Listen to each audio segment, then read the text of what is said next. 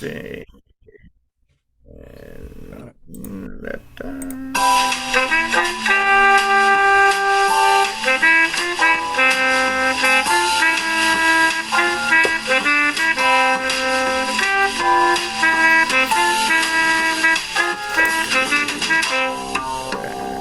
Now, I would like to introduce the one, the only, me.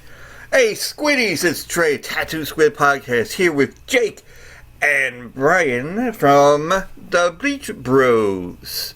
How's everything going? Oh, wait, it's Jake. Why do I got Brian on here? What the fuck? Well, B word, right, dude. B-word, yeah. sorry. Brian, B-word, same thing. Yeah, so sorry. I'll answer an asshole if you want. No, it's okay. Yeah, call him an asshole. Do it. Well, listen, asshole. Anyway. There it is. Yeah. Oh man, I should have had that little beep. But anyway. So, folks, we're here with the Bleach Bros with the hippo and the drinking attire and some kind of tattoo on the forearm. I mean, on that thing right there. Yeah. Can't think of the name. But anyway, how's everybody doing? How you doing? I know that you're in Oregon and B word, asshole, is in Nevada. Yeah, so we on the West Coast say Nevada, and so I don't truly get offended by it, but you ever talk with anybody out here, they're going to correct you on it. Hence the asshole. But yeah, I mean we're doing good today, man. We're excited to be on this. So exactly. So we got Jake that's living in the birthplace of grunge, and B word is in the birthplace of prostitution. And sometimes they make you grungy. So yeah, those hookers are gross. Yeah. Whew. Yeah. If you like it spicy, that's a good way to go. This is going to be one episode art that's going to be really crazy. Yeah. I think I'm going to get like what's the word that when you say something wrong on the air, you get canceled? No, well, that's one. Yeah, no, but penalized. Yeah. Oh yeah. Penile. Yeah, hold on, we got to get the prostitution in there. Yeah, penile's close to the word penis, so we're on the right track. Yeah, penis will put there in as well. Folks, I'm not gonna put. Well, I might put Ron Jeremy in there somewhere. I don't know. Yeah. But especially with the birthplace of grunge and birthplace of prostitution. Here we go.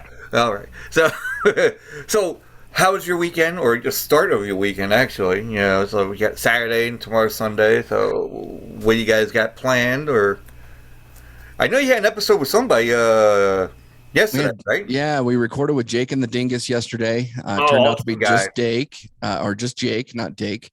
Dingus is out for a bit. He'll be coming back, but Jake's holding down the fort right now. And then, we're recording with you right now. Yeah. And then we're gonna actually show up on Happy Hour podcast, Sons Gunners podcast right after this. Nice. So Gunner is president of the Salty Hippo Nation, and so we're going to go ahead and just make sure that his podcast is a little salty and hippo-y. Yes, I had the parents on. We could last week, 2 weeks ago, I think. I don't know, I forgot. But they were on. We were talking about everything from horror movies to everything else. And what is your desire of movies? What would you figure yourself to look at? You get home, you're like, I'm gonna pop open some fucking whatever, like horror movie, slasher, maybe a comedy. Dare I say a drama? So I like sci-fi movies for number one. If I could pick any genre, I'd pick sci-fi. Secondly, I do like long, drawn out, boring movies.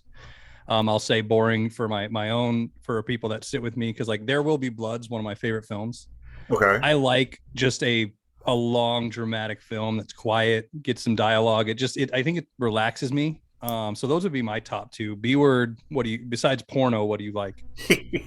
Action porno, dramatic porno. Comedic porno.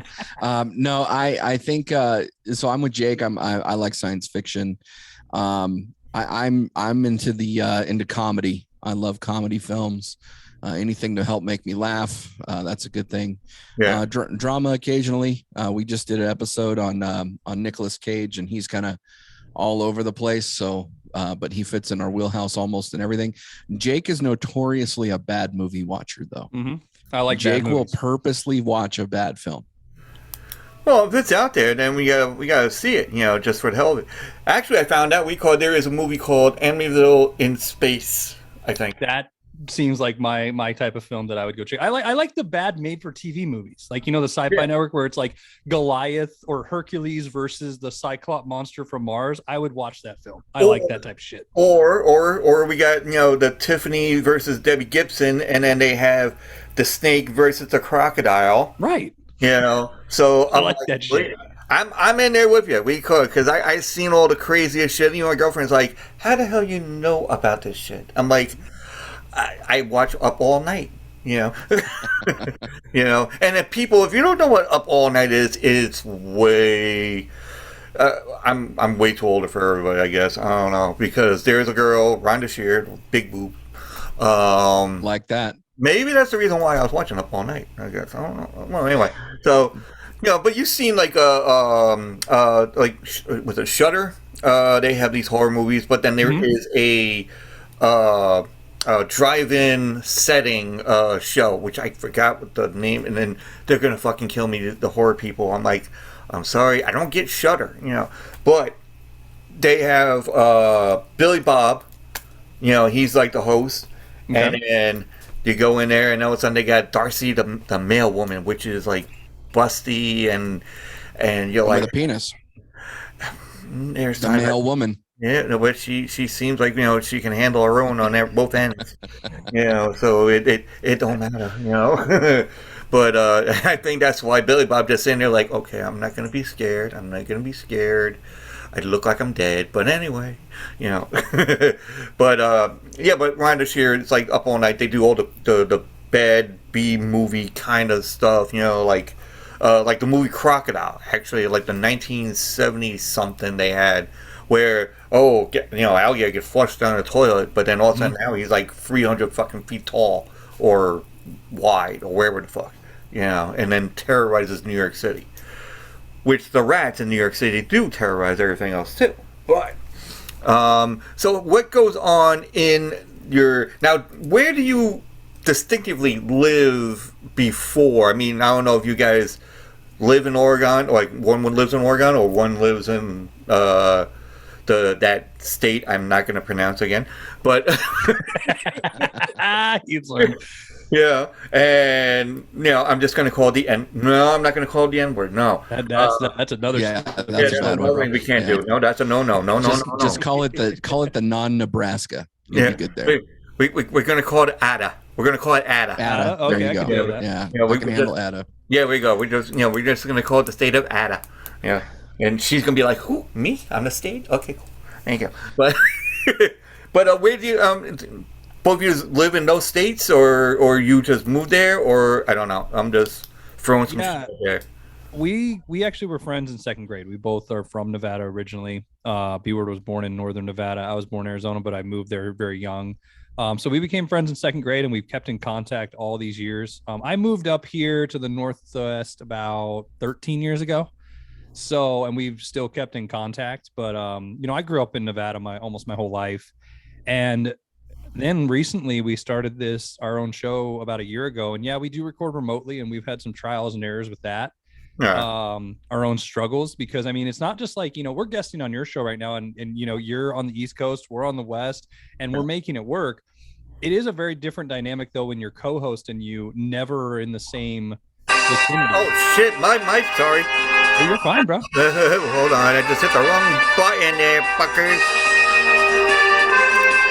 All right, hold on. Technical difficulties, people. I like that. I thought you were introing B-Word for me, like he was gonna fly in like just naked with a cape, and then I was moving the box, and it hit the mouse, and the mouse just went, "Fuck it, we're just gonna go and hit some music." Hey man, those rats in New York will terrorize you. I recognize that porn soundtrack. To be honest with you, that was Sewer Rats from New York, right? Yeah. They were doing the horizontal mambo nonchalada. Yeah. Hold the tail. Hold the tail and lift it up. Like the cheese, hold the tail. Tuck it, bro. Just tuck it and you get it all done. No, so we But the struggles of like, being remote, we actually did get to record last month together for the first time. And it was weird because it was actually the easiest episode we ever did. And I think it was because of just being in the room together. But no, we have a good time. I mean, I'll call B-word my friend. I know during this episode he's probably going to shit on me, but what's new? So, Yeah, Jake's been a really good friend. I'll never admit it over any airwaves. But we, until now, Jake's affiliated with, he's done a few different things, media in his life. He's done radio, television, YouTube, different things like that. And so, we've been talking about everything that we talk about on our podcast for the last probably 5, 6, 7 years. And, we just decided to record it eventually and see if people like it. And so far, I mean, there's a handful of people who do.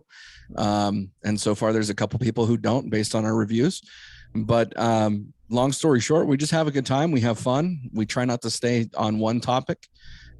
We kind of cover the whole gamut. Originally we were trying to be a sports podcast, and then we decided, well, maybe not. And we wanted to do more entertainment, and Jake's a chef. Yeah. So we wanted to incorporate food. As you can see, I'm fluffy. I like food. So that's a good dynamic. And so we just kind of try to run the course. Oh, nice. Run the gamut with the food. Yep. Food gamut.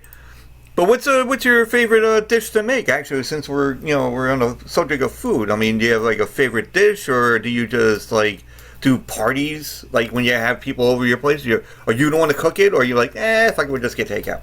It really depends. I mean, I do a lot of Asian influence, especially coming from the Pacific Northwest region, and the chef that got me into it, my hero Ming Tsai.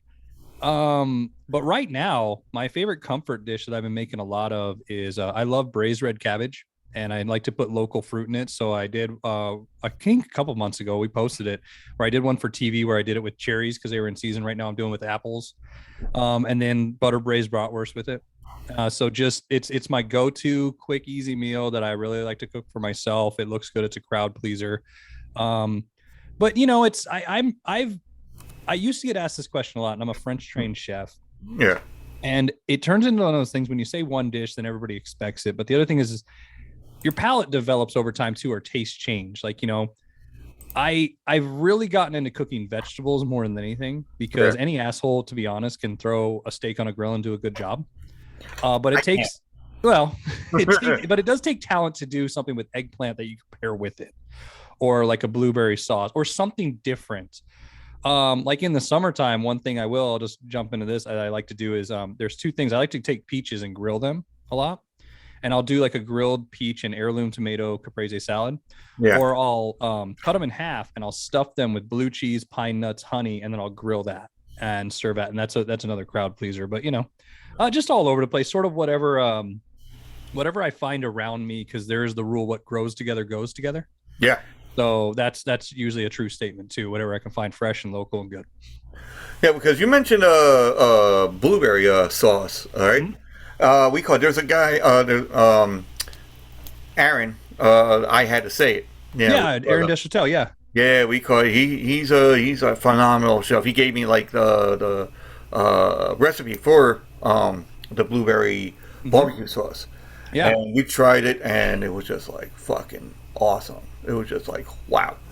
We haven't made it in a while because we had to find a certain shit that, pretty much the stuff that he had down there. And Aaron, if you're hearing this, we call it, good fucking sauce, if I haven't mentioned it. And then, but he does like some, and hopefully he's got a refrigerator. That's all I'm saying, folks, because there was a time where he hadn't had a refrigerator for like a year. Maybe if you want, guys, just put money together, get a refrigerator, send it over to him. Maybe he'll have like 5. But so now, B-word, are you a culinary artist as well, or no, not even in the remote way. I'll cook. I'll make different dishes and whatever. Yeah. But I'm not by any means a great cook. Well, hey, I mean, neither am I, because I used to do. I had a barbecue. Everybody has a barbecue, and I'm like, I tried cooking in the house when when I was married, and my wife's like, it's like, all right, well, go ahead, cook. And all of a sudden, funny story, I was making French fries, and I had this boiling oil on the stove, and we had a cat. A cat was named Ozzy for Ozzy Osbourne for me, and Ozzy Guillen for we call it my wife's baseball team that she likes, which is the White Sox. Okay. Well, she likes the Yankees, but no, she just named it because of Ozzy, because she liked the way Ozzy Guillen was always, throwing himself into the game and everything else. But anyway, so I was cooking French fries, and I'm like, oh, okay. And I'm not that good of a cook, so I'm like, all right, I'll just do this. And all of a sudden, this huge fucking fireball went up in the kitchen, and I was like, oh shit! Now the cat seen it, went, oh fuck, and then and then ran and went up the stairs. And those phones that you have that can do the intercom thing. You could page the phone upstairs or instead of run around. So all of a sudden, 2 minutes later, I get a ring, and I'm looking at it, and I'm like, oh shit. Hey, honey. Yeah, how you doing? I'm like, no, nothing's going wrong, and he's like, well, I'm like, no, I'm cooking French fries, and I was like, well, what's wrong? He's like, well, the cat's up here, and I'm like, oh, he just wants to go and visit you. No, he's underneath your pillow, shaking, And I'm like, shit. He's like, you're not gonna burn. She goes, cook on the barbecue outside. I'll handle the inside. I'm like, okay, which honestly, when I cook outside in the barbecue, it's like the regular hamburgers, hot dogs, chicken.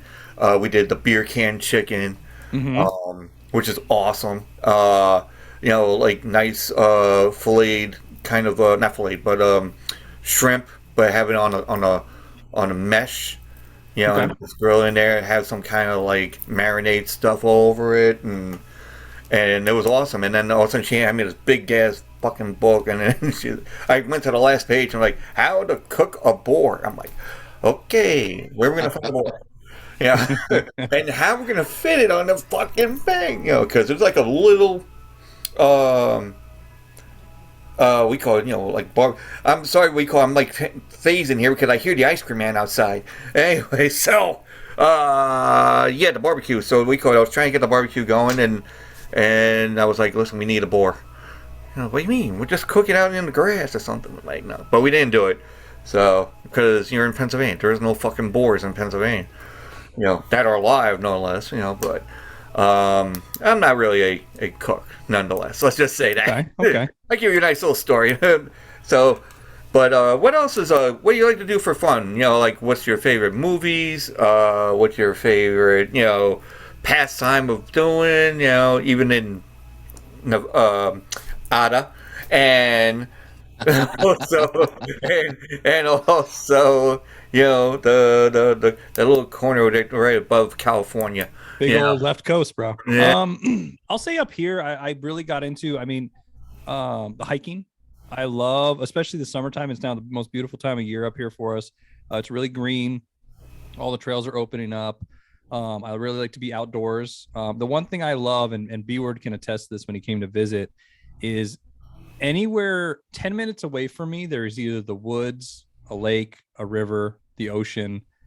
Everything's within reach, and it's almost its own little getaway everywhere. Like I live right on a wildlife refugee wetlands, right. So it's beautiful just to be able to go out there too. So that's really what I'm into in the summer, is just going out, getting some good food, going on long hikes, picking fruit, and just spending quality time with the family. Other than that, it's whatever's MCU or DC's slating up for the Marvel entertainment. And I used to really love going to concerts and comedy shows, but with kids, it's your whole world changes. Yeah. And I'm in those age ranges right now where I can't take them a lot of places, but that's what I'd say I'm into right now. I can't say for my co-host, but I'll let him go on his own on that.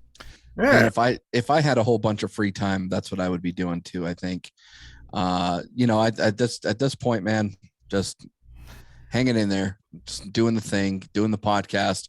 Love the nerd movies. Jake and I are both really into those. Enjoying the podcast game, and just hanging out. Now you guys said that you did the podcast. You started pretty much like a year ago or so, I guess. Pretty much, it's like the main premise for almost everybody. I know that when I looked it up, I'm like, okay, I want to do a podcast because I want to be a radio DJ, but since I don't want to go back to fucking school. But folks and kids, if you're, I don't know if kids are going to be listening to this, but, stay in school, get a degree, get a diploma, and then you get a job and you can live life to the fullest. But, right. But as it is, I would try to, I was like, oh, okay, and I heard about podcasting and I'm like, what the fuck is that? But it was like around the time when the COVID hit and everybody's like, all right, we're going to do a thing because we're sitting around doing nothing. We're just watching TV, eating bonbons, being like Peg Bundy and Al Bundy. Mm-hmm. Next thing I know, we're going to watch Oprah.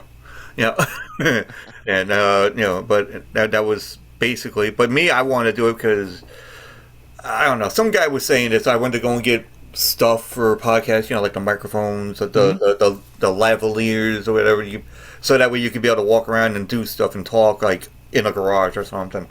And they're like, well, what? So you're doing this for your business? I'm like, no, I'm just doing it for a hobby. Well, it's going to be a business. But I'm just doing it for a hobby. It's going to be a business. I'm like, okay, it's going to be for a business. Can I have my shit now? So, and that was it. It's like, all right, it'll be $355. I'm like, oh, fuck you. I'm just going away. I'm like, I didn't come here to spend all my whole fucking cash flow, on stuff. But then, let alone I got 2 or 3 microphones and this and that. But let alone I want to use it because my laptop is very good and you can hear me very well. And it's good. So, and I can pretty much do everything from this little screen. So, but MCU is, what is your favorite character on MCU or DC or whatnot? Since we're going the nerdy route, kind of, I think Jake pointed at me. I don't know. I think in the current MCU, the way that it is, my favorite character might be Thor. The way that it is. If you would ask me 10 years ago, it'd probably be something different. Yeah. But I like the transition of Thor over the last few instances. I like what Marvel's doing overall. DC, it's kind of hard to tell, man. I love the Ben Affleck Batman. Love Ben Affleck Batman. And it sounds like that we're not going to get a Flash movie because the motherfucker just won't stop getting in trouble with the cops. Yeah. So that's been delayed, 2 or 3 years already, and now we'll probably never see it. It will be shelved. So I think there's a lot of issues with DC, but with Marvel, they're actually doing something that's creative. But I don't know that I can pick one character in the Marvel universe that I like the most. I think that changes. I mean, we call it Marvel wise. It's like I've always wanted to. Everybody wants to be Wolverine. Or something, or if you're DC or you're Marvel or whatever, some people want to be Batman, some people want to be Superman or whatever, like the top ones. And me, I'm like, I've always, and then they say Wolverine. I'm like, yeah, I know, but do I really want to be 5'2" and right. and have an attitude? I got an attitude already. I don't need to be 5'2" to have an attitude. But I like the whole fact that whole suit of armor kind of feel, like Colossus, Yeah. You can just go and, you're yourself, but then when the time comes when you have to get into like some scuffle shit, that metal comes out, and like protects you kind of thing. It's almost like a metal condom. Well, it's almost like the Guyver unit kind of thing. I don't know if you ever followed the Japanese anime Guyver. Yeah. So when he gets into a fight, there's like 2 fucking holes in the back of his neck, and then all of a sudden a huge fucking suit comes out and covers his whole body. I'm like, I don't know how the fuck they did that, but the Japanese know what they do. Unless it's Spider-Man. Well, but Spider-Man has to put on one tight at a time. Hold on, let me put this bitch over here, or sometimes he wears it, which is funny because I was just watching Spider-Man and His Amazing Friends, the cartoon, which they should have that as a movie. Spider-Man, Iceman, and there's a female heroine as Firestar.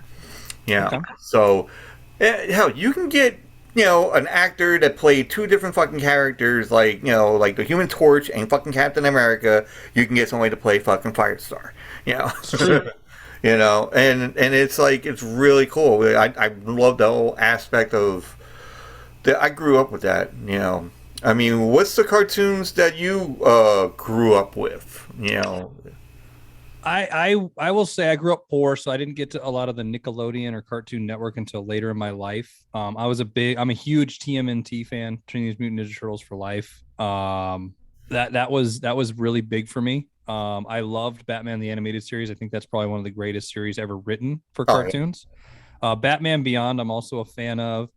And then I was that regular Saturday morning or after school, like Chippendale Rescue Rangers, DuckTales. I think anything in our age demographic, all those hit Darkwing Duck, Gargoyles, that type of stuff. I mean, I still watch some animation now. I know B Word doesn't. He's not the biggest fan of cartoons. And some of the adult animation, like I still love South Park. It's one of those ones I'm always going to watch. I've fallen off of a lot of the other ones, like The Simpsons just has gone on too long, but I think I was really into longer story arcs. This is why I got into anime, because anime like continues. Like when Dragon Ball Z was coming out, when I was in Toonami, on Cartoon Network late at night. That was the thing where you saw it, where it was like a 5-year progression, and it grew with it. It wasn't just the same characters all the time. Like there was developing stories, people dying, people coming, people going, people getting older, people having babies. That was really enjoyable for me to see story arcs in cartoon form. Yeah, we caught like anime. I was watching. I know certain things, like you said, Dragon Ball Z. The whole anime thing.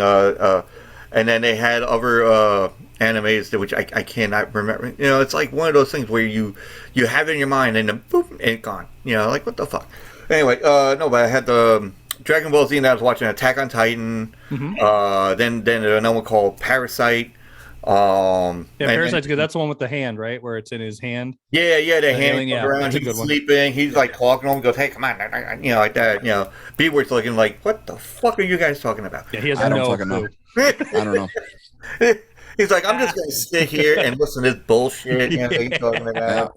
But all right, listen. All right, now B-Word, I know that when you were a kid, I know you were a kid, so you had to see some kind of cartoon stuff, even though you're older, you don't watch it. But yeah, no, we it was funny because Jake and I recently did an episode called Cartoon Madness, where we had a bracket challenge that lasted over the course of a few weeks on our social media, and then we ended up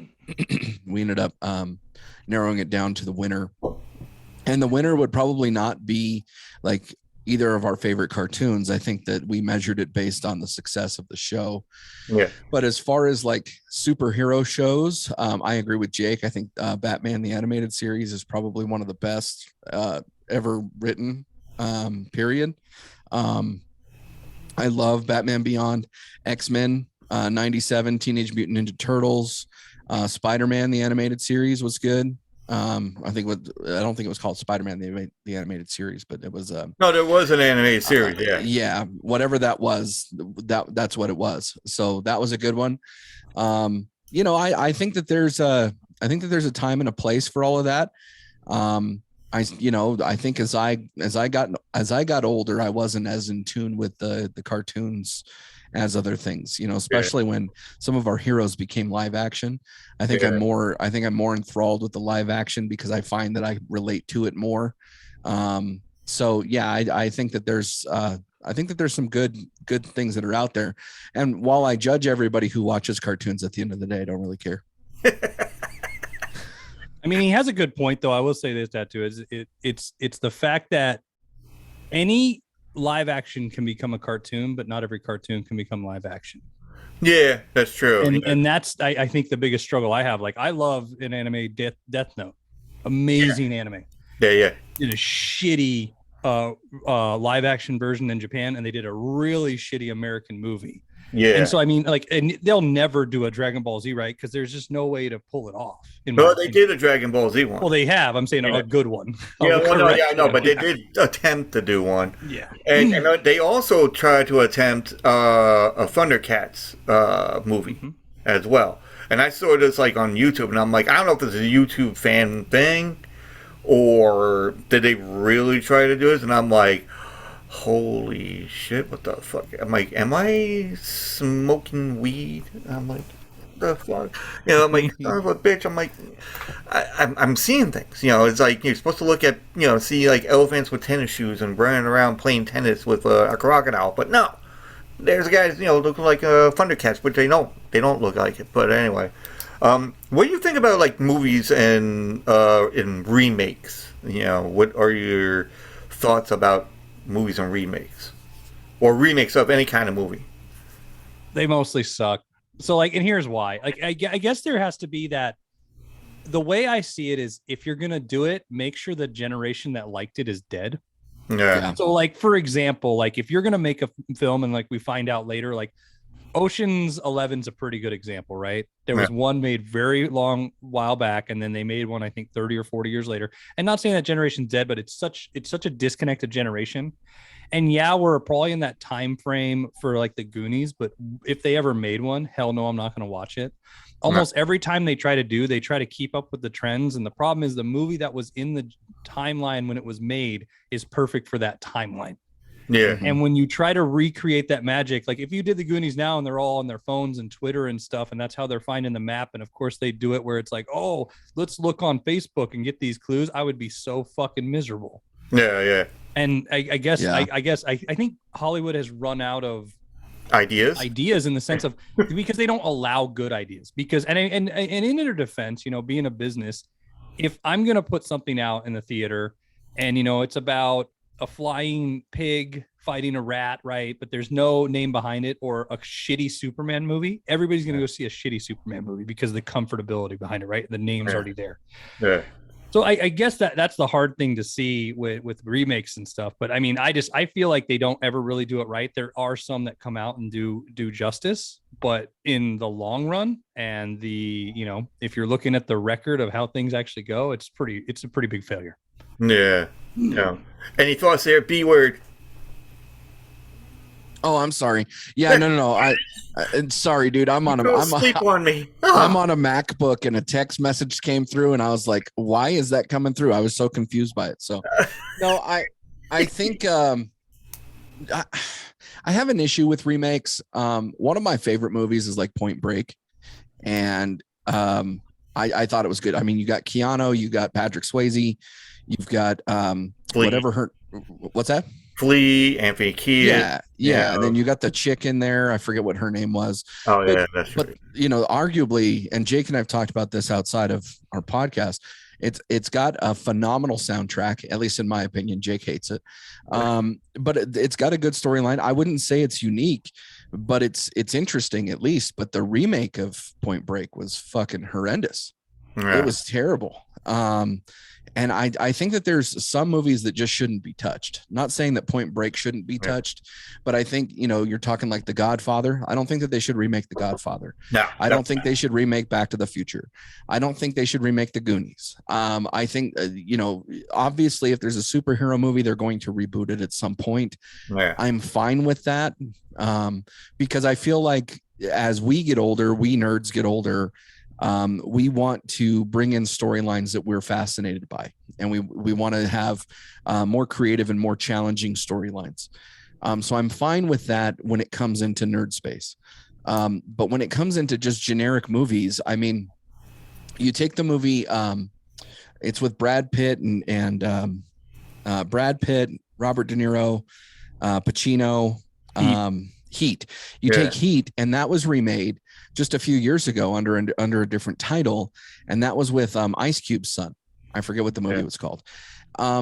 You know, I'm fine with it to a certain extent. I don't think that either of those two movies are bad.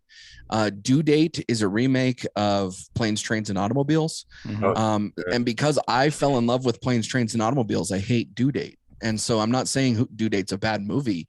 I'm just saying it's not nearly what I prefer with Steve Martin and John Candy. So, Yeah. I think I agree with Jake. I think that there has to be some distance between movie A and movie B. But I'd like to see Hollywood get a little bit more creative. I think that Hollywood has this design like it's worked before, so it's going to work again. And I think that that's a really shitty way of doing business. I think that, no matter what your business type is, you have to take risks. Like, risk is a part of business. And sometimes, you end up with movies like, Avatar, or sometimes you end up with movies like Skinny Tiger, Fatty Dragon, great movie. So, you just never know. Or the Hottie or the Naughty with Paris Hilton. I mean, you'll find all these stupid movies. But then, I don't know. I like, you ever watch the little thing on Netflix, The Movies That Made Us? Yeah. So I watched the one about, I've watched all of them, but I watched the one about Forrest Gump most recently. And the fact that the studio was completely against damn near every idea, that just tells me that was stupid. Right. And Tom Hanks and forget who the director's name is. They took the risks and they put their money where their mouth was. And I feel like sometimes artists have to do that, but I don't think they should have to do that all the time, especially for, the up and coming script writers, screenwriters, the up and coming directors. I feel like unless your name is DiCaprio or Scorsese, studio doesn't really want to allow you to have risks. And I think if, B-word was coming up as an actor or director and I had a killer idea, the studio would just ignore me. And I think we're finding that with Jake, what's the guy, Christopher Stuckman. Christopher Stuckman's coming out. Yeah. And he's doing, what's the movie that he's getting ready Shelby to direct? Oaks. He's the highest one on, not Patreon. What was it? Kickstarter. Yeah. So he launched a Kickstarter campaign. His goal was to become a movie, movie producer, movie director. He became a YouTube star and doing movie reviews and different things like that. But he's got this script that he fell in love with, and studio after studio after studio wouldn't give him the time of day. So he launched a Kickstarter, ended up surpassing his goal, and now studios want to have talks with him. Why? Why? I think Hollywood should have an eye for talent. They should be able to sit there and have these conversations that challenge the norm. Yeah, definitely. I mean, we call it, they give I love Rob Zombie. I love him as a musician and everything else. And I like certain movies that he's done. House of a Thousand Corpses, like, that's original for me. That's original. That's not a remake. I mean, it probably is a remake somewhere down the line, but, like that. But then he does, like, remakes of Halloween, which certain ones are good because it comes from a different mindset of what he does. So he's like, all right, I want to show the backstory of different characters, I guess. Like you look at the backstory of, like, say, like Danielle Harris when she was little, and he's actually coming out with the Munsters. That was what I was getting into. Yeah, I am so excited for the Munsters because there hasn't been a Munsters brand or Munsters anything for 40, 50 years, except for reruns. So I think the Munsters is a good time. I liked what he did with Halloween. I liked what he did with House of a Thousand Corpses. I think that he's got the horror aspect down. He's got it on lock. And I think he knows where to take where to push the audience to get the reaction he's looking for. I think with the Munsters, he's got a good property there to be able to do something, hopefully. I'm just hoping it's not going to be like blood gore, like take a turn kind of thing. Because Munsters, as we all know, is more of a comedy kind of thing. Mm-hmm. And I don't know if Rob Zombie can go down that road as a comedy kind of person. Right.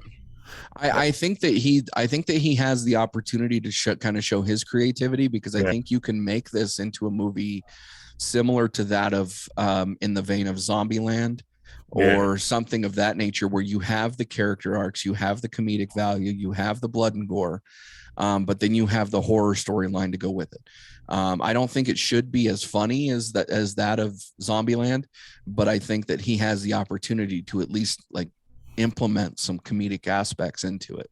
I'm I'm hoping, well, not hoping, but I'm thinking and hoping actually that this would be somewhat like a Dale and Tucker versus evil kind of thing.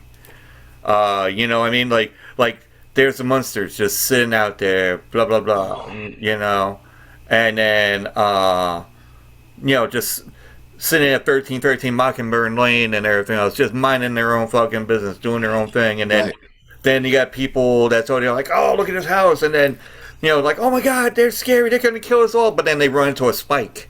Or they, you know, they run into like a pitchfork that's just laying on the ground somewhere, and like they fucking killed them, you know, like that kind of thing. So I don't know.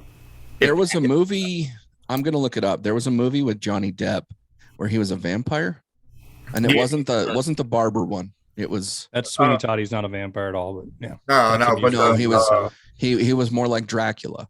Yeah, it was actually a remake of what the fuck is it?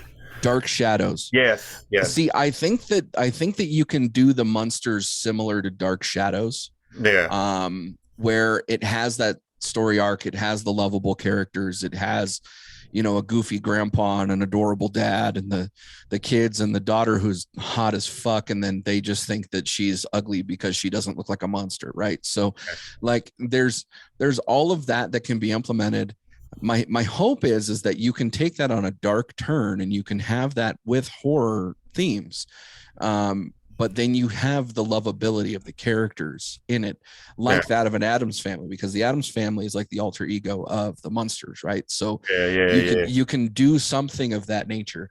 I think that would be cool. I think that right now it seems like the Addams Family is doing more cartoons for kids, which I think is a good way for them to get back into the market. But the Munsters, I think for people my age, for people older, the Munsters, I think, have that it has that spot in your heart. It's kind of like, you know, when somebody talks to you about the Wonder Years, or when somebody talks with you about, you know, dinosaurs, you know, everybody's like, oh my gosh, I remember that. And then you don't really want it to be remade, but you almost do want it to be remade. You know what I mean? So I think that there's a market for it. I just hope it's done right. All right, yeah, let's see what happens. I mean, I don't know when it's going to come out. Probably by next year or something. I don't know. Yeah, but, I know they're filming right now. Yeah, we call it. I mean, the costumes are really cool. You know, the vehicle, definitely. You know, that's the main thing for me. I mean, if you get like the vehicle downright to the way it was back when they had the TV series, yeah, that's a vehicle that you want to have in your prized possession garage. Yeah. You know, right next to the A-Team van, the Knight Rider, the Ghostbusters fucking, you know, ambulance and all that, and you gotta have the monsters, you know, happed up, we call it a vehicle. Right, right. But, folks, now, I've done this on the last episode, and we are going to do this with the Bleach Bros and test their knowledge. So, right now, this is called the movie game, where it has Future the Black Lagoon. They got some other shit in here too, but I can't really do because you guys have like the whole background thing, so it's gonna blur the shit out of it. So in any case, like I said, I was explaining them before. It is a descriptive of two different movies. You put them together, and it makes one whole thing. So we're gonna try, you know, a couple of prompts and see how well you do. And folks, I'm going to be making somewhat of a game show third season, you know, probably like September or something, once I finish this and get to like 100 episodes, which right now I think you guys are going to be like 62, 63, I think. Okay. So, you know, I'm getting close to like 81. I just need to get more people. If anybody wants to be on the show, hello, you know, directors, producers, celebrities, doesn't matter. You know, podcasters are you know, already want to come on, and I'm privileged. I'm happy. I'm glad, you know, like a little guy like myself that's doing this shit by himself and just coming aboard to, like, you know, hang out, you know. I feel like Space Ghost on his own little quest. So, I love Space Ghost. You know, but that's another cartoon actually that I'd love to. We call it, you know, like if they do an action film, I'd be happy with it. Just do it right. That's all I ask. Something like that, because they don't think they've done a live action for Space Ghost at all. No, I don't think they have. No, they never have. So I mean, it'd be good if they dived into that whole genre of the thing, and then they can make like a really cool original thing out of it, somewhat. But folks, this is the movie game, and pretty much I'm gonna show my age and use my glasses. But we're gonna do a little game show intro thing, and then but we're gonna be using our own, and then we're gonna use that kind of thing. So here we go. We're gonna try. Let's see what this game show is gonna do. Okay. Oh, there you go. Yeah. All right, folks, coming down the lane. You might notice from Ada, but anyway. Coming to the stage, it's Trixie. I know that one. She likes long walks on the beach and hand jobs on the side. Anyway, so sorry, Trixie, I did not want to offend you, but anyway, all right. First one. Now, you guys don't have to go one-on-one, because when I do the whole thing, you guys are going to be like one team and go against like another podcast team. So you guys can work together on it if you want. Okay. Okay. Don't make a sound or we'll rip asunder by murderous echoing locating creatures. They talk out of their butts and searching for Shikaka, the sacred great white bat of the African Wakati tribe. So now shout out what the movie is. Well, it's Ace Ventura When Nature Calls, but what's the other movie? Yeah, so now that's the last one. And now you got to figure out the other movie, but you got to put it together. Now, like I said, the last word of a movie, could be part of the second movie. Or the two or couple letters of the last movie can go, you know what I mean? So A Quiet Place, Ventura, When Nature Calls. Yeah. That's basically... Sorry, B-word, I just... But, No, like I said, you just work together. So it's like A Quiet Place, Ventura, so we get the ding. So, alrighty, let's try a different one. I'm going to go right down the middle in here. So, alrighty. Ready, here we go. A murder robot is sent to the past to eliminate a future mommy with a gun that makes its targets uncontrollably climax. So the first one's Terminator. All right. Terminate Orgasmo. Man, there it is. You're going to be winning this fucking game. I can tell you. I remember Orgasmo. That's I love funny. that movie.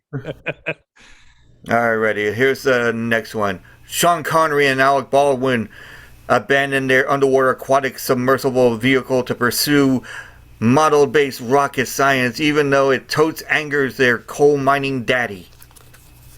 So it's The Hunt for Red October. Sky? Yeah, huh?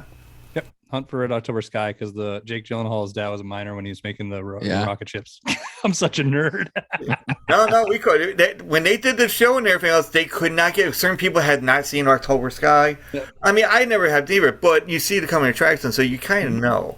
Yeah. So that was good. That's good. So you got like 4 in a row in there. All right, cool. You got the dark horse going on in here. All righty. All right, struggling with his parents' separation and his new life on the plantation, a young boy befriends Uncle Remus, who spins yarns through songs like Shut Your Face, Uncle Fucker, and Kyle's Mom's a Bitch. So I know the last one is South Park. Sling Blade? Is it Sling Blade? What's the first one? Uncle Remus. Where's Uncle Remus from? Is Uncle Remus so... Song of the South Park. But you got to say the whole title. Song of the South Park, bigger, longer, and uncut. There you go. You got this more than the celebrities that made the shit. I tell you, man. Holy fuck. Yeah. Sorry, it took me a minute. I had to get Joe Beretta, you might have another contender on your hands. He's going to be on the show. So, all right, I think I've done this before, but let's go. A sexy alien prowls the streets of Scotland. in the white van like a perv up until all the corn gets sick and she travels light years away to find endangered humans a new Earth. That sounds like what we bleached our pubes to. That's a movie. I don't know. What the hell was that movie? Oh, I don't remember what that softcore sci-fi porno was. but I was thinking Species at first, but I know I'm wrong. Yeah. Because it's not in Scotland. No. I'm gonna be honest, B-word. I don't know. I don't know either. I don't know this one either. I do not know this one. All right, well, now they got hints on here, so I'll give you like a hint on it. Okay. All right, the first hint for the first one is beneath the epidermis. Under the skin. Okay, you got that. The second hint is Matt Damon's space cameo. So is that the his one space cameo? That's Interstellar. No, that's the Martian. No. Oh wait, it's cameo. You're right. Sorry. He's right. So now you got to say it together now. So Under the Skin, Interstellar. Yeah, exactly. There you go. Okay. Good job. Okay. So now we got we'll just see, we get like imaginary points back and forth. So you got a point on your side, he's got like 3 on this side or 4. So here we go. We're all friends. Don't start hitting people yet. Okay. And don't hit the host. Anyway, all right. The cast of Pineapple Express tries to survive events that may have been depicted in the Book of Revelations. So one of them may complete their battle room training and obliterate the buggers. This is the end of days. No. Then I don't know. What is it, B-word? This is the end, but read the last part about that. But the last one is, so one of them may complete their battle room training and obliterate the buggers. Obliterate? Oh. Ender's Game? Yes. This is the Ender's Game? There you go. There it is. There it is. We call it, because I last night I had boobs, booze, and blood, and they played the game, and some of them they struggled on, but they fat tally forth, like we call it, like that movie that I'm trying to like what the fuck, my brain's like shot already. Anyway, let's go on to this next one. The curator of the Bates Motel goes on a musical journey to the afterlife to discover the secrets of his rich Mexican heritage. Oh shit. Oh, that's not it. No. No, that's not it.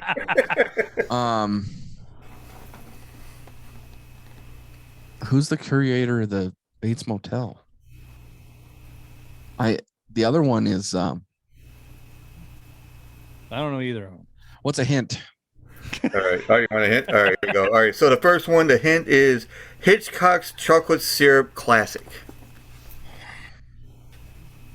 Fuck. Again? No. Well, Psycho. Okay. And it's Chocolat with yeah, where he goes back. No, but it is another word for chocolate. Cocoa. There you go. Psycho. Psycho. Psycho. There it is. Okay. All right. So I had the wrong second film. So. All right. So we got that good. We had a little stumble there, because he even said it's great to watch them frustrate. Especially when you see B-word going, oh, fucking shit. Oh, what the hell? Alrighty. Las Vegas is overrun with zombies, but that won't stop these mercenaries from trying to heist a buttload of money from a casino vault and attend a class taught by Robin Williams. So the Army of the Dead Poets Society? Yes. Yep. I know you knew, B-word. It was already on the tip of my tongue. Alright. Let's see. We get into the middle here. Oh, wait, no. See, now this has like 300 cards, so I only open one packet. So when I do the thing, I'm just going to open all of them and just, go buck one. Yeah. So, all right. See, now my girlfriend got a little, she didn't know some of this, but you might be able to get it. The Earth is suddenly plunged into a new ice age, and struggling big rigger Lincoln Hawk and his bulging biceps arm wrestle their way better into a better future in Las Vegas? It's the guy from Bloodsport, the big guy, and it's the arm wrestling movie from the 80s, B-word. I can't remember the name of it right now. And then the second Ice Age is the guy from Bloodsport, like Jean-Claude Van Damme. The big guy, the American that plays the video games with him and yells at him and goes to the hospital. Oh, no, actually, he's not in that. Then I have no idea. What you're thinking about? Is it Snowpiercer? And I don't know the other one. Is the first one Snowpiercer? No. Okay, then I don't know. I'm lost on this one. I don't know. All right, so we'll go with the hints and see how we do here. All right. Roland Emmerich, Disaster Fest. First one. Well, what were the ones that came out? They all came like Deep Impact, Armageddon. What are all those ones that came out around the same time? All right, let me give you you mentioned this actor's name before. Okay. Brad Pitt. No, Jake Gyllenhaal. Oh, okay. Jake Gyllenhaal. An Ice Age? Mm-hmm. Don't know. I'm gonna be honest. You buzzed me on this. I have no idea. Stumped me on this one. Got us. Okay, so basically, you got the tater. It's it's called The Day After Tomorrow Over the Top. Oh, okay, Over the Top. Yeah. Yeah, Over the Top. It was The Day After Tomorrow. I remember The Day After So Tomorrow. it was they were in New York. Jake Gyllenhaal is the son of what the hell oh shit, the guy with the fucking grin. He has like the smile. Anyway. Yeah, it was a good fucking movie, and then there's like snowstorms and everything going crazy, and the world has went into an ice age.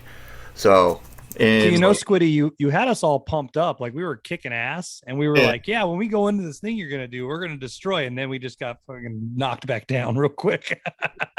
Well, hey, that's the name of the game, the whole frustration and all that. Oh, we did that one already. I should just put the shit down over here and then all right, hold on. All right, here we go. All right, I gotta do this the way he did it. He goes, Quaid, start the reactor, Quaid, because it's 1983 and we live in Italy, and I'm really interested in experiencing a very pure and romantic gay tryst with you.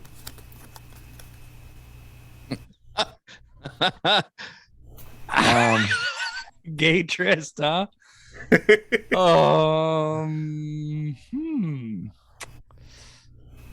old reactor gay tryst. I don't know. Now, some of these movies, I don't think anybody has really seen it unless you're like a movie guy and you just fucking watching movies left and right. You don't care what the fuck it is. Big gay tryst. I mean, I've watched some gay cinema, but not that kind of gay cinema. Can I get a hint? All right, yes. All right. The first hint is a free-boobed alien. Oh, that's Total Recall. Okay. The second hint is...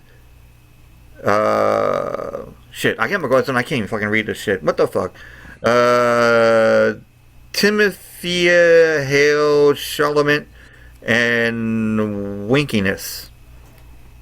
I don't know. That's what the thing was. Winkiness with a gay tryst. Yeah. I'm never gonna get this one. It's Call something.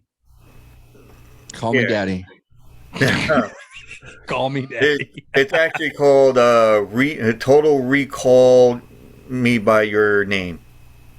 Never would have got that. Yeah, like I said, I just throw it in there to see what happens. So yeah, folks, they're going downhill on this one. Okay. No, yeah, we're bombing. It's all good. It's all good. It tends to happen, yeah. You remember like 10 minutes ago when we were on a good fucking thing? Now I have no clue what the hell's going on. I feel like I deserve my winning prize is gonna be a big gay tryst. Yeah. Chocolate dildos.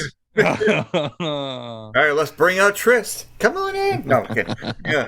All right. After a soldier's three brothers are killed in combat, a World War II captain leads the men behind the lines of the Shimmer, only to be confronted by the super weird zombie bear and a freaky Slender Man looking thing. So that's Saving Private Ryan and the Saving Private Annihilation. There you go. Yeah. Yeah, because that was another one that the celebrities that were doing this could not get the whole fucking name. So that was I was like, wow, somebody's not. Annihilation's a weird film if you haven't seen it yet. I've never seen Annihilation. Natalie Portman and it's an awkward film. Oh yeah. All right, here we go. We go. Sprint, die, repeat.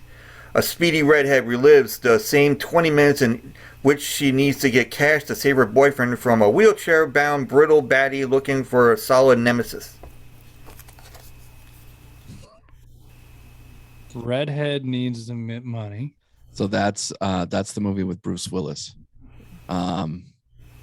where it's that post-apocalyptic movie with Bruce Willis. She's got that red wig on. The Fifth Element. No. Fifth Element. No, that's not it. No, that's not the Fifth Element. No. With a wheelchair? Yeah, it's a wheelchair-bound, brittle baddie looking for a solid nemesis. Is it They have this movie linked to 2 other movies, and it's supposed to be like a Samuel Jackson. Oh, Splinter or Split. No, but I mean I think Bruce Willis. You mentioned about Bruce Willis. So Unbreakable. There was Unbreakable. Then there was the one where the sequel where Samuel Jackson's. What's his character? Glass. Mr. Glass. Yeah, but that's that one. So you got that last one. You got the Unbreakable. Now you got to get the first thing, which was, sprint, die, repeat. A speedy redhead relives the same 20 minutes in which she needs to get cash to save her boyfriend. Is that the movie with Justin Timberlake? Where, well, she has to relive the same 20 minutes. I don't know what movie that is. It's your marriage, bro. I know. That's why I don't need to watch a movie about it. Shit, I don't know. You know, it's funny. We called the hint at the second one. It says birth, split, and glass. Yeah.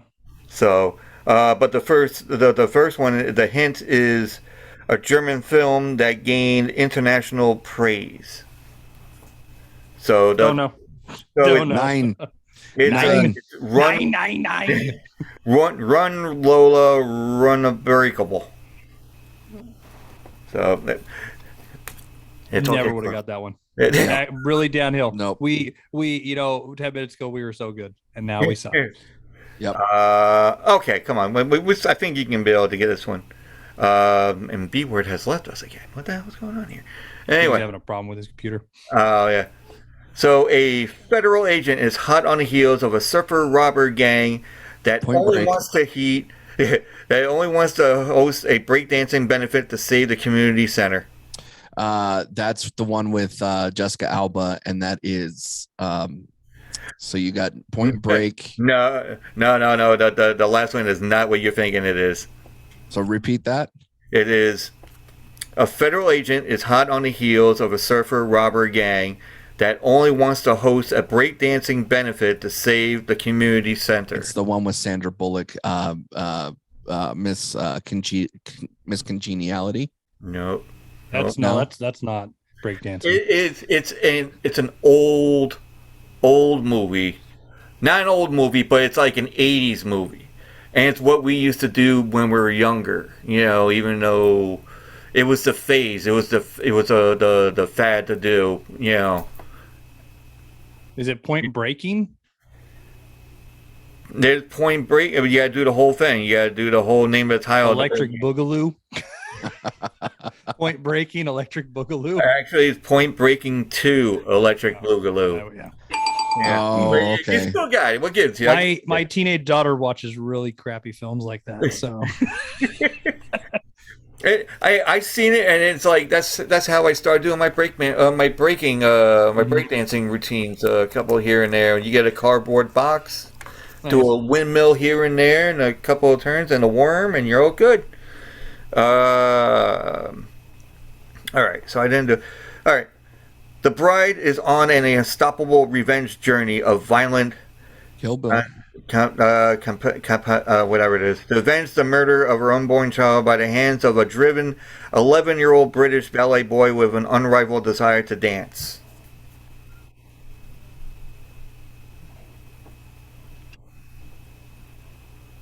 The silence. I know Kill Bill is the first one, like you Yeah. said, but I don't know anything about 11-year-old ballet dancers. 11-year-old ballet dancers. It's an 11-year-old boy. It's an 11-year-old British ballet boy with an unrivaled desire to dance. He's got to dance. I gotta dance. I don't know. Hint? The hint for the second one is a rhyme title: "Silly, Smelly Shit." So it's going to be Billy. That's my favorite. Billy something Schmidt.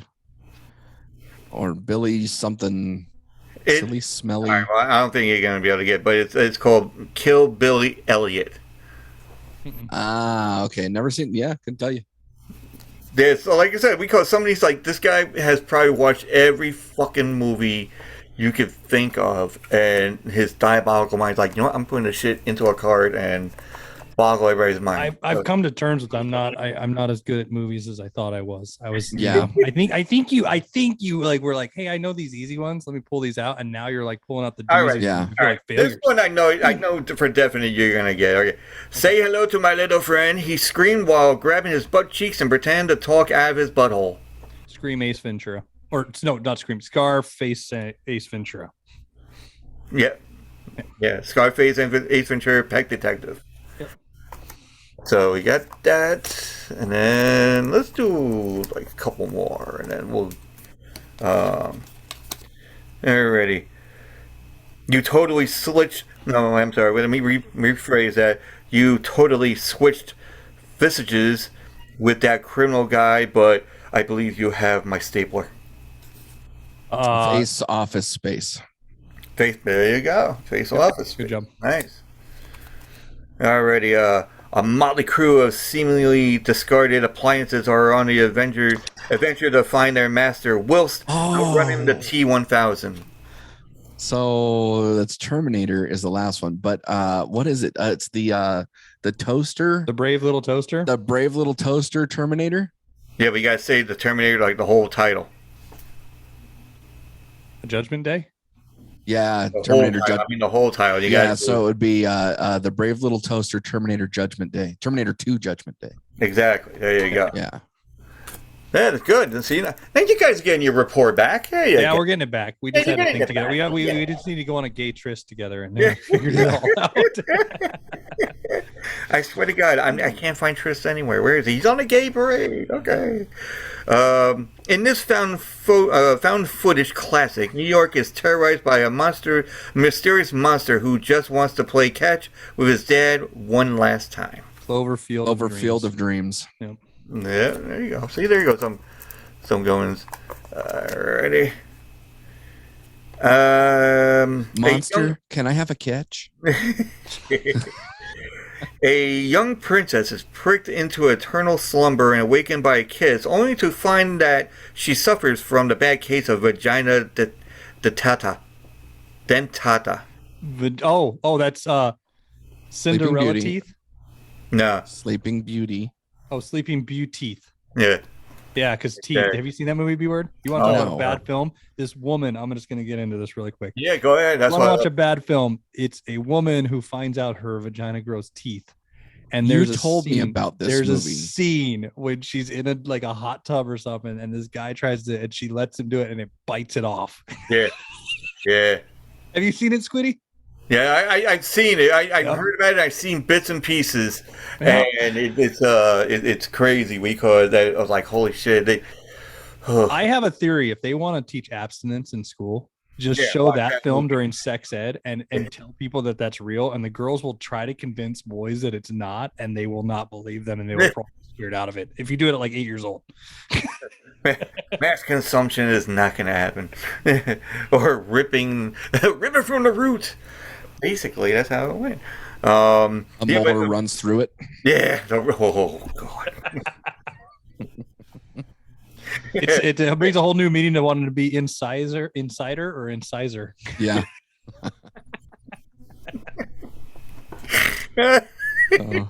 Since we're on the subject of like bad movies, and I forgot to mention this one, I was watching. Was it Rubber? And the was it The Evil Couch? No, the what the fuck was it? The Killer Sofa. Mm-hmm. Yeah, Rubber's great. You've seen that, right, B-Word? The Killer Tire. No. Yeah, watch it. Take some time. Was it Ted? No, Tire. The yeah. So I was like, wow. Back to the tooth vagina. Okay, I have a few theories. I'm gonna go on this. If it needs braces, how does that work? And if she does meth, do they fall out? I want to know both. I need to know. Or can you get like rejuvenation, but it's a new pair of dentures? Could you? Or what if she has to floss? Or what if you get? Do they call it Invagiline? What if? Oh, hey, what if you have to bleach your teeth, like teeth whitening down there? Oh yeah, she should listen to Bleach Bros. She should, dude. When you're getting a pap smear, do you go to the dentist or do you go to the gyno? the orthodontist probably. Do you think when she goes to the dentist that he tells her that she doesn't floss enough if she actually didn't tell him she was on her period? Oh, bro. I went there. I went that far down. Wait, hold on. It gives a whole new meaning to bloody tooth. Yeah. There it is. Yeah. What if you're banging her so hard it knocks a tooth out and it looks like a Mike Tyson fight? And do you think that her douche would be full of fluoride? Well, do you think she votes for fluoride in the water? I don't know. Sorry, Squiddy, we went on this game has gone and done a turn. We'll be back in 2 and 2. No, I'm just kidding. Back to the show. Okay, here we go. This black and white comic book noir chronicles the dirty underbelly of Metropolis backdrop, where the sewers run rampant with radical mutants with a super shredder. How do you do Sin City and Teenage Mutant Ninja Turtles? All right, well, you got to do the whole thing, and then I'll tell you. I'm trying to think how it. Yeah, how it goes. Yeah. Sin Teenage Mutant Ninja Turtles. Yeah, but there go on. There's the whole title. Oh, The Secret of the Ooze. Yeah. That's the sequel. Yeah. Yeah, that's the sequel. Yeah, so yeah, Sin Teenage Ninja Turtles 2: The Secret of the Ooze. That makes no sense. That's a hard mouth jumble he did. That's a tooth vagina talking. Yes. All right, we're gonna do this one last one, even though it's addicting. I mean, it is addicting as hell. And I might have to open a different one just for anybody else that I want to do with. All right. The first Dracula and his sassy friends race to Los Angeles. Let me repeat that again. I just burped. The first Dracula and his sassy friends race to Los Angeles to attend the Miss Drag Queen America pageant. Well, that one's this is the second one, Tu Wong Fu, and it's the one with Eddie Murphy, isn't it? No, Dracula. No. This is what was Dracula's like it's a very first Dracula. Nosferatu Wong Fu. What's the whole thing? Nosferatu, Tu Wong Fu, and Priscilla, the Queen of the Desert. No. Well, I don't know. Or Tu Wong Fu. What's the whole title of Tu Wong Fu, B-word? I don't know. I just always called it Tu Wong Fu. Oh, I loved that movie. Yeah. So it's a Nosferatu Wong Fu. Thanks for everything, Julie Newmar. There you go. Yeah. There you go. So when we do the game and all that, you gotta say the whole title so you can be able to win and get the points and all that. No problem, brother. Yeah. So folks, if you're listening, and that's how it goes.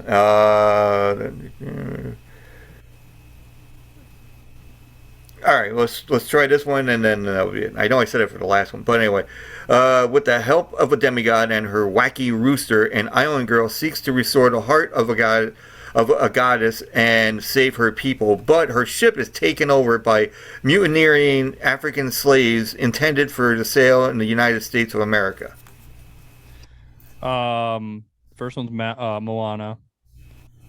The other one's Amadeus. Moana Amadeus? No. Oh, then I don't know the second one. The hint is directed by Steven Spielberg. And it's a Moana: A Day in the Life of the Slave. No. Then I don't know. It's called Moana Amistad. Oh, Amistad, not Amadeus. Damn it! I was going to say the guy with the piano. I know. Amadeus. I made the wrong. You fucked it up, Jake. I ruined it for all of us. I do not get any points. I do not pass go. Your name is Jake Gyllenhaal, and you're the Nutrist. No, I'm just kidding. That was fun, Squiddy. Thank you. Yeah. So, I'm going to try to do that with not the next two. I think the next, I'll wait like a week or something, and then get back into it. And well, basically, because I don't want to give it all away. So, especially when they do everything's blurry. Oh, what the fuck? Anyway, so tell everybody where they can find you at. Give your address away, your personal identities, and sure. Our check us out, Bleach Bros Podcast, on our socials. All of our socials are at Bleach Bros Pod, all one word. We're on Twitter, Instagram, Facebook. We also air episodes every Sunday, so make sure to check us out. We do have a link tree. Link tree is linktr.ee/Bleach Bros Podcast, all one word. We do have some merch that's out there.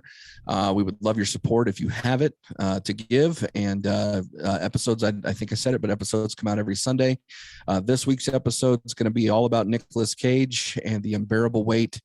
It's called The Unbearable Weight of a Caged Coppola. So we're really enjoying this, and we're weekly. So check us out. Say that 5 times fast. Cage Coppola. Okay. Sounds like a old car starting up. Cage Coppola. But folks, also, you can find me. You can do the link tree. Go to linktr.ee, because if you do I don't know if you can do the link tree like the name, or you just got to put the dot in there. Well, anyway, just put a dot in there. tr.ee/Tattoo Squid Podcast. That's TA2SQUID podcast, all one word. And yes, and you go to the store or merch site as well, because once you get there, you also can prove to have a shower curtain with my picture on it. I don't know if that's going to be good or bad. It's a caricature, cartoon thing, but it is my face, So, there goes the tryst. Anyway, no, but chocolate dongs in the shower. Oh, well, Squiddy, it was awesome. Thank you again, man. It'd be like meatballs, It's like, hey, what the hell is that in the pool? Oh, it's good, But I just laugh at myself, folks. I just, I'm a barrel of laughs on the inside, and I try to bring it out to everybody else. But thank you for the Bleach Rose, the B word, and Jake for being here on a Saturday. And you guys are gonna be doing Little Gunners podcast, which I hope I can be on there too. Hopefully. We'll put in a word for you, brother. We're about to head over there next, so. Yeah, we call it. Say hi to Mike and Gabby, and no, Tabby. Sorry, why did I say Gabby? Anyway, so Mike and Tabby. So, and folks, follow Mike and Tabby at the Happy Hour podcast. Thank you. I think I need a drink. Yeah, good, buddy. Let's have one. Let's go have one. I was like, I'll try to get the old duel for myself. And then we find a girl that has like teeth in between her legs and everything else. But anyway, maybe made her in Ada. Oh. We'll find one anada somewhere. He's like, B-word's like, what the hell is anada? It's that word I cannot pronounce, or I'm going to get beat up when I'm over there. Yeah, so I don't want to get beat up, especially by little leprechauns or something. I don't know. You know, actually, that'd be funny as hell. You know, you go to a leprechaun goes to a strip bar, and it's like I can't reach. Yeah. All right. Look at me! I got him going now. Oh, tattoo! I can't, bro. I can't. I don't like. If you really want that leprechaun to brush the teeth, you can really get in there. The crevice. Oh, there's your pot of gold.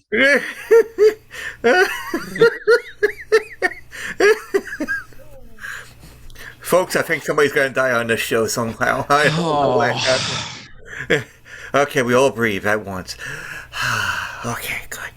So, folks, take it easy. Have a good Saturday. Follow them. Go do whatever. Also, listen to their podcast, which comes out on Sundays, as they said. Mine, I try to get out on Sundays. And, the episodes. So, yeah, everybody have a good time. I'm going to talk to these guys a little bit more. I know they got to go somewhere, but, just shoot the breeze just for about 2 minutes. And then that'll be it. So, take it easy, folks. See ya.